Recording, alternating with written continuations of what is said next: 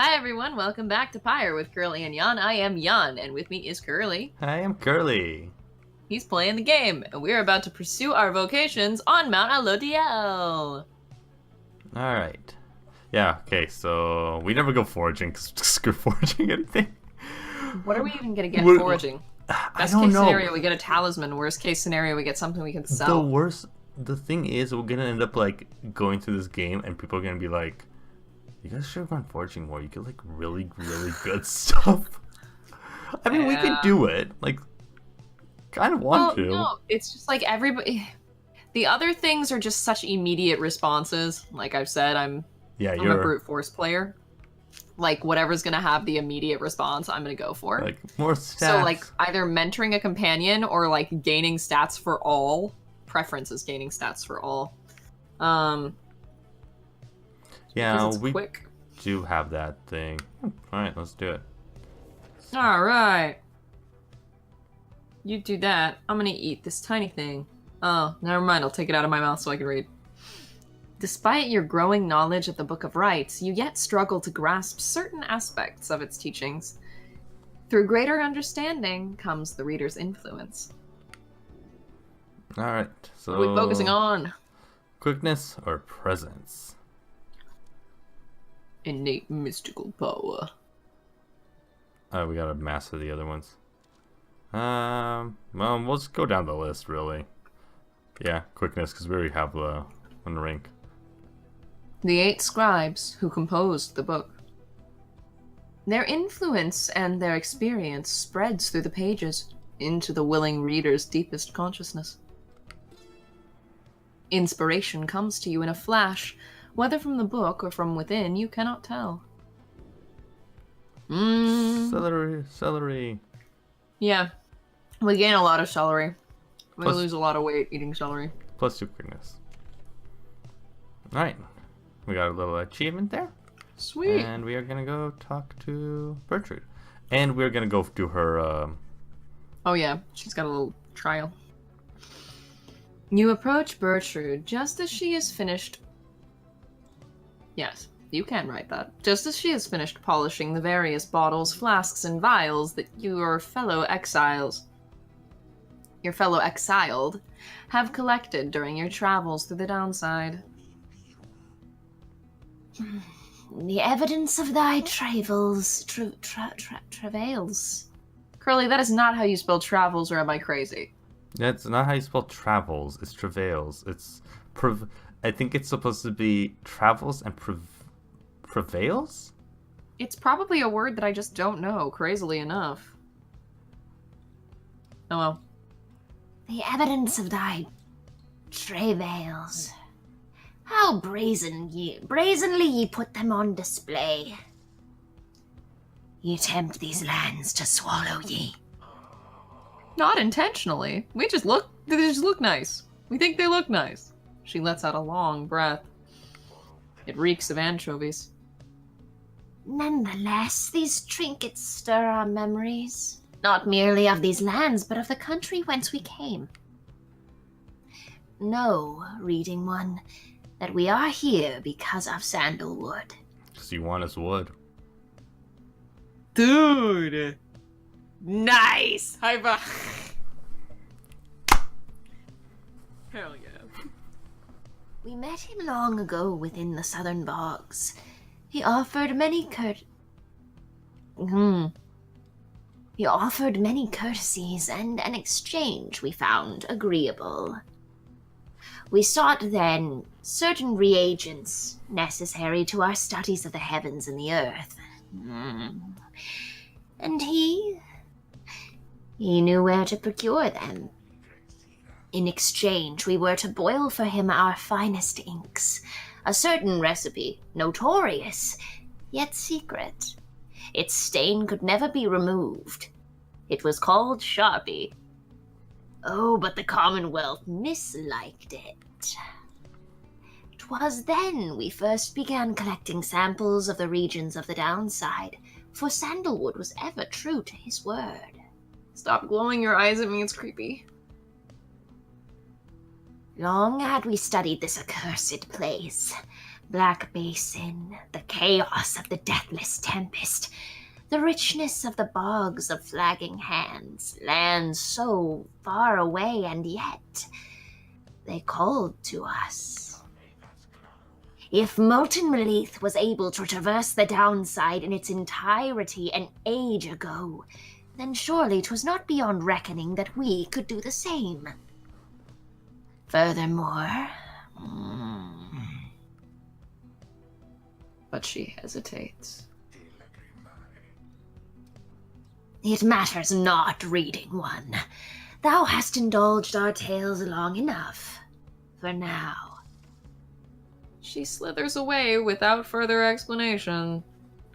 She seems reluctant to discuss the circumstances of her past with Wolfrid, yet you sense that she is here by choice. She loves him. Yay, update. Let's see what it says. No. Alright. Oh, she's a Pisces. Just like me. She's introspective and thoughtful. Aww. Damn, she's been here long. How long has Wolford been here? 9 years? Wow. So, that makes... Because she was giving him the inks. So she probably went down first, and then he went down after her. 4 years. We don't really know. Oh yeah, because he really didn't do anything. He kind of just... Motive? None. No, I mean, he got caught having... Well, no, because remember we got like that thing. He wasn't in any way crime done. Like he didn't really do anything wrong. Oh, I thought you were still talking about Wolfrid. You were just skipping across the screens and still talking. Yeah, because I was talking about Sir Gilman. Yeah, no. Gilman didn't do anything. He just thought he deserved this. That's the one problem with like honor and nobility. You throw yourself on the blade. Damn it! Talk Straight. Why won't he say anything about himself? Straight. I know. Well, look, we know he's in love with someone who belongs to literally the rival. Yeah. What brings you to me this time, my dear reader? Request a scribe trial. Not a problem. Simply indicate who is to be my student for the time. As This Bertrand. beautiful lady. You ask Sandra to administer one of her special trials for Bertrude. The old bog crone, then? She does have some potential, I should think. More so than most of those with whom you share this little residence. Then, let us bring her forth. Soon, Bertrude appears and heeded the summons. She creeps me out. We sense thou hast need of us. I kind of Yep. like her. I don't have a Get in problem the with book. Gertrude. She's No, old she and just ugly, creeps and me out. also I was thinking, does she name her snake hair? Like, I've always wondered that. just like Like, how much personality do they have as individuals? She's only got a 70 PYRE. The apparition Sandra appears and unfastens her mask. Listen well, Crone. You answer to me here. How very eloquent. May your vast experience exceed your knack for pleasant conversation. I trust that you shall have little trouble here without the benefit of your more communicative friends. Now come. Alright, so very oh god, see now. Against fasties. Yeah. Up. Who can blast? Okay. Well, so maybe It's pretty much just all about kill, kill, kill, kill, die, die, die. Hex of victory. we do +5 Yeah, for she deals everything. 30. Yeah. Dodge. Get a bit dodgy. Gotta get a bit dodgy. Ah. Oh. Yeah, we're not gonna make that. God, it hurts to watch. It's okay. Oh, he's all at an 11. Oh my god. Okay, never mind. 4, 3. His blast radius ain't fair.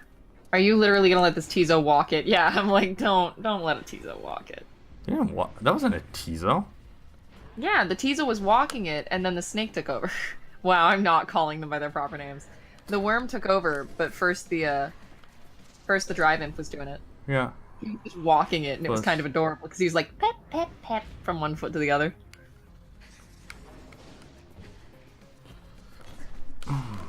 Dang it. Oh, That's okay. Like we He's a got little this fat. so much. he's so fat. Look at his fat. He's so fat.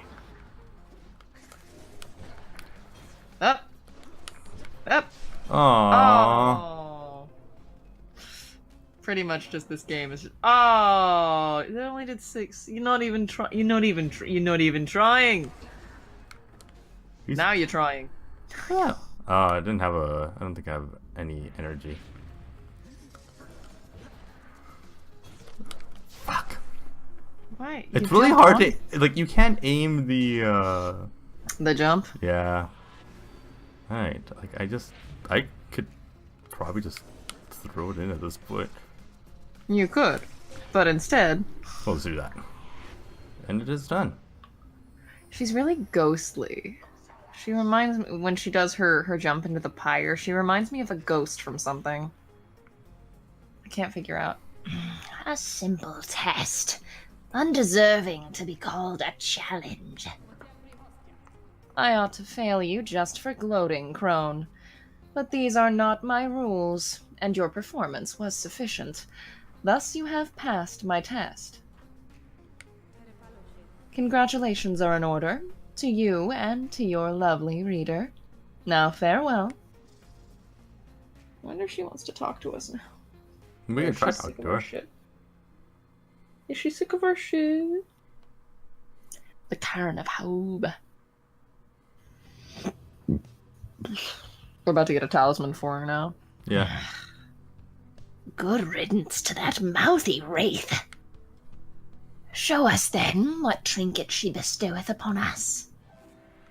We'll leave stale. Mm. Ooh, blast pierce to solid objects. That's really nice. Plus she does 30 damage. I mean, her thing was kind of useful, where she would give it back, like... Yeah, I really like that. I like the little quote associated with this one, too. What does it say? The Sisters of the Arch cut into her skin. Once she was through with them, she shed the rest. That's kind of badass. Do we want to see if, Back again so soon, Yeah, we want to talk to you. Last time you were pissed. I thought I told you to be gone. She's pushing you away as she did before, but this time you're resilient? Perhaps I ought to cease my services to you if you insist on disrespecting my wishes thus. What? Would that sound good to you, O reader? Imagine not having access to the loathsome trinkets which I grant you. Imagine those idiots of yours having to get by without my tutelage. I can imagine it just fine myself. I was once a weapon used to kill an emperor. Attempt to kill him, anyway. Now I am, once again, a tool being exploited, soon to be discarded. We'll never get rid of you! We adore you! And your Flintstone hair. Go on, then. Leave me be. Go about your business, and let us pretend we do not know full well how this shall end between us. Aww, alright. You know where to find me. Well, we kind of gained some information on her. Yeah. We have ways of making people talk. Alright, so now we can go Tizo or Sir Gilman.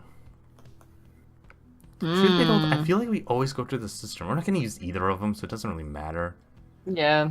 And we always go down to the cistern. I'm going to go the high road. You take the high road and I'll take the low road. I'll be in Scotland for ye. Hey, Sklorian. En route to the mountaintop. Yes. En route to the mountaintop, you pass by a monument to Lewis Sklorian, and Tiso happens to take notice. Oh, we gotta do a Tiso voice. Please tell great-grandfather I said hello, old friend. I hope you are all right among the stars. You must know why the stars are fading out. Because none of us do, and some of us, I think, are beginning to feel afraid. Please grant us courage to press on. Skri-ha! Soon he is finished paying his adorable respects. As you prepare to continue your ascent, you sense that Lewis Sklorian has shown him favor. Yay. Oh, Dizam. I just want to squish his little cheeks.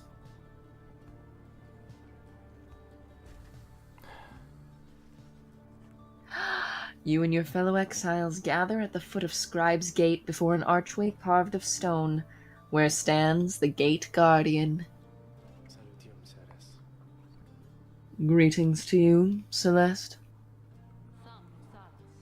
I see the exiles of the Night Wings have returned, even as the cycle of the rites begins drawing to a close. The Night Wings accept this as the will of the scribes. The Gate Guardian laughs at this, softly for some reason. Look at her look off in a distance. She got feelings. Now they're gone. And you, Tariq? Do you accept their will as well? But the lone minstrel does not answer her. Ooh. It is no matter. Now, Nightwings, each of you come forth and state what it is you seek whilst crossing Scribe's Gate. One by one, the Nightwings declare themselves. You all pass through as before. When Volfred takes his turn, Celeste stops him. You. I see you wear the raiments once again. Explain. The cycle of the rites is ending.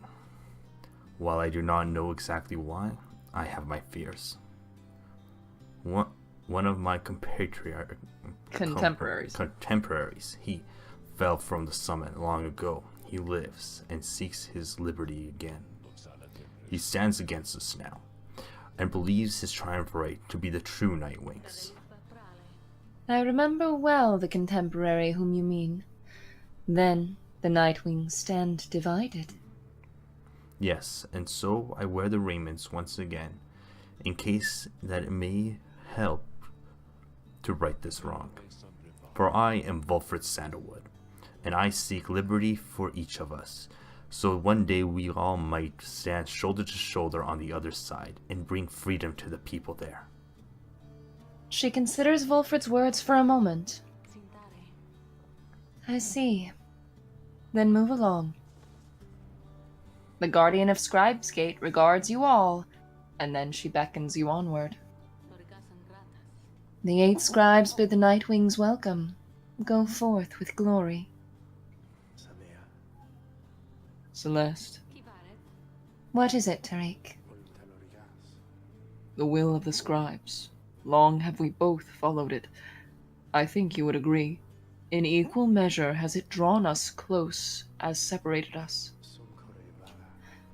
But if their aim now is to keep us apart for another age or longer, then no, I do not accept their will. You blaspheme, Tariq, and at the gate no less. But the lone minstrel simply puts his hat back on. Then may the scribes themselves admonish me. Until tomorrow night, Celeste. Whew! Whew! I don't know what happened, but it was full of sass.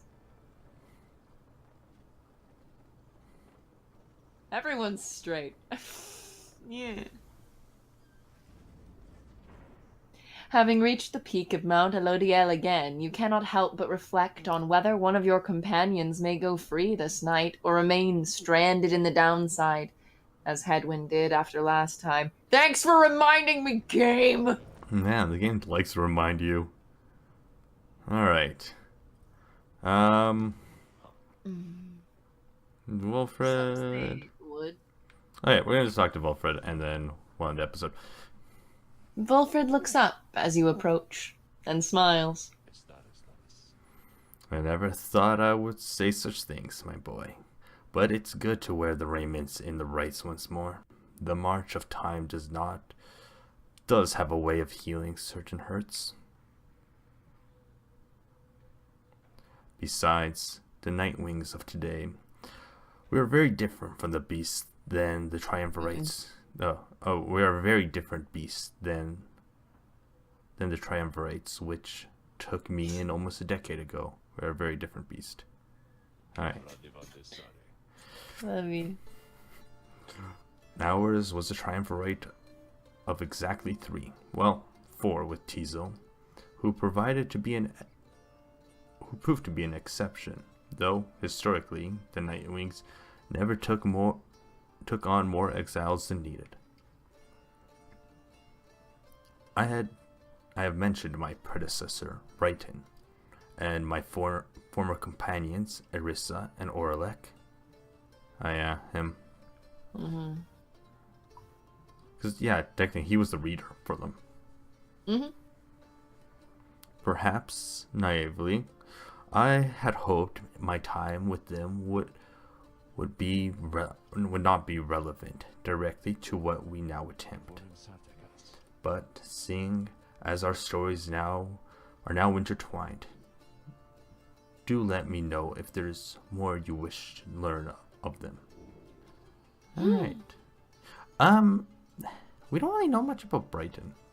Yeah, we only heard his name like twice. Funny. Yeah. He'll probably tell him. Well, we can talk to him about all of them more than likely. Alright. Go! You inquire about Brighton, who you understand was liberated prior to when Wilfred first joined the Nightwings. I never met Brighton in person, but I know him rather well by now, though for that matter, my boy, so do you. He studies your reaction for a moment. See what? Then... Brighton was born wealthy, but not special otherwise. You would have no reason to have heard of him. He was exiled for negligent misconduct. I do not know exactly why, and do not care for spreading rumors. I first heard of him through Erissa and Oralek, who found me a suitable replacement following his liberation. They spoke little of him. Oralek gave the impression that they did not see eye to eye, but he assured me I soon would hear from him myself. Indeed, as I became accustomed to the book, which you know well by now, I soon began to hear the voice. Wilfred looks at you as if to see if you yet take his meaning. I think I do. You see, my boy, after Brighton's liberation, he assumed a new identity within the Commonwealth, and a new responsibility to the Triumvirate which liberated him. That voice you hear from time to time, whensoever the stars align, is his. Well, he's an asshole. He is no longer Brighton. He is now none other than the Archjustice Androbelus, that's like 9th, right? 9th, yeah. Yeah, the 9th. The 9th himself. Ah, yes, the Androbelus. Archjustice Androbelus the 9th, the Grand Judge and figurehead under whose watch the Commonwealth is governed today. I thought that's what he was going to say the moment he's like, but I'm sure you know of him now. Tell me he's not the leader of the Commonwealth. Tell me he didn't go back and be an asshole. He went back and beat an asshole. He's being an asshole. Liberated exiles retain certain burdens of their old triumvirates. They have much to thank for them. Not just their freedom, but their exalted status in the Commonwealth. The theocratic rulers of the Commonwealth, they do not wear masks and raiment simply for the sake of ceremony. They are not who they appear to be. Their public paths are nothing but a fabrication. Like Brighton, they were once exiles too. Brighton, that voice, he has no love for either one of us by now. Well, we took this job. We took a job! He knows full well what we attempt to do, yet he is bound by tradition of the rites. He shall always stand on ceremony and complain, but I think he knows deep down that he is powerless. How ironic that one of such high status in the Commonwealth should be so frightened of some long forgotten exiles such as we. Anyway, that's Brighton for you. He must have seen in you the potential to be one of his staunch supporters for a time. If that's a path you'd want to pursue, I should apologize. Now then, whom else should we talk about? We can talk about everyone, but we really don't have time. Oh, come on, Derm. Alright. Well, no. Yeah, we can wait. Can we wait? Is pausing gonna do any damage? Not really. We can just... You know what? We'll see what we can do. We do one more. Okay. No, we'll have to do everyone. You asked about Erisa, who you understand betrayed Orlek at the moment of his liberation, but then perished in the Shimmer Pool like an idiot. I'm afraid you know the brunt of it, my boy. But I suppose you ought to know something of Erisa's past, lest you be quick to judge her solely on her actions. Mind you, I would never make excuse of the terrible choice she ultimately made, but her life, I understand, was very difficult. Erisa had been exiled for the foulest act. You could have seen it plainly branded on her face. Such was the heinousness of what she did in the eyes of the Commonwealth. She was an apprentice blacksmith in her youth, taking up the post left by her brother. He had fallen in battle on the blood border, despite wielding their father's own lance and armor. Her father never quite recovered after this, and had grown cruel and detached. It was Erisa who took the brunt of his fury. He expected... Patricide? Probably. He expected the impossible of her. One day, it was too much for her. So when he next lashed out at her, she struck back. She struck back again and again and again. When they came for her, her father was gone, and she was not herself. She was promptly cast down into the downside for the crime, where her hatred for the Commonwealth only grew. Erisa always was intense in her demeanor, haunted by her father's memory. More than that, her chief motive for wanting back her freedom in hindsight was not a healthy one.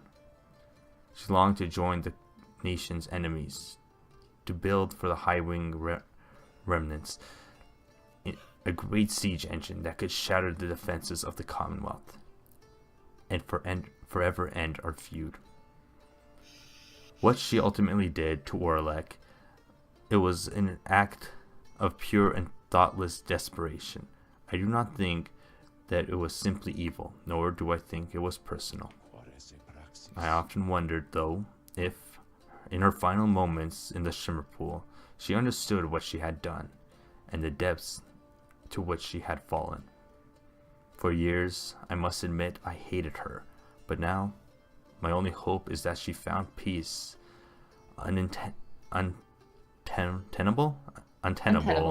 during her relatively short life in the downside and the Commonwealth. Furthermore, I hope the life of Orisa offers some perspective yet those who have not made the same mistakes. Now then, was there something else? Of course there was, but you talk so damn much. You ask about what Oralek was like when he and Volfred first became acquainted. Volfred remained silent for some time, and I'm trying my damnedest not to ship it. I was very, very sick, you know. When I first landed in the downside, the long trip down the river must have been a little much for me. It was Oralek who found me, like George Ariel found us. Aw, to demons, they're good at finding people. He could have not known my capacity to read before he revived me. He was a physician, intolerant of the sight of suffering of any kind. Not just any physician, mind you, a gifted, highly decorated one. He served on the front. Back then, skirmishes erupted frequently, and those such as Oralek, they had to deal with many casualties on either side. In time, he grew repulsed of what he saw. This sowed his heart a yearning to end all bloodshed, so he tried to use his status to negotiate a treaty with the High Ring remnants. It must have gone how you'd expect. He was given direct orders to return to the front, but when he refused to soil his hands again, they cast him to the downside. Here he regained the notice of the Nightwings. Before long, he grew to be one of the finest rights conductors anyone had ever seen. He was instrumental in the liberation of his companions. Those in the triumvirate were later filled by Orisa and me. In time, Oralek's own opportunity for freedom had come up. He longed for it, so that with his exalted status, he might stand a better chance of negotiating peace.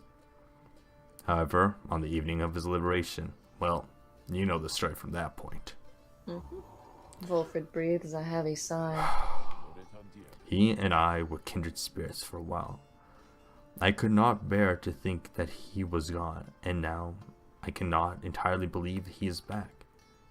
He is our adversary now, transformed, grown cold. Still, part of me is happy that he lives. Make no mistake, of course. I shall not be swayed against our plan, not by Oralek or anyone. As I said before, we share a higher calling now. As for Oralek, he wants his freedom, still, although I wonder if he still remembers why. Anyway, was there something else, my boy? No. Bid him farewell. You bid Volfred a good afternoon and leave him with his memories, which you just dredged up. My pleasure, reader. Reflecting on the past from time to time helps demonstrate how far we've come. Woo! Yet, how much further we have yet to go. Less woo. Okay. Alright. Get the savey icon. The CV icon's there. Thank you everyone for watching. We'll Thanks, catch up on the guys. next one. Bye everyone.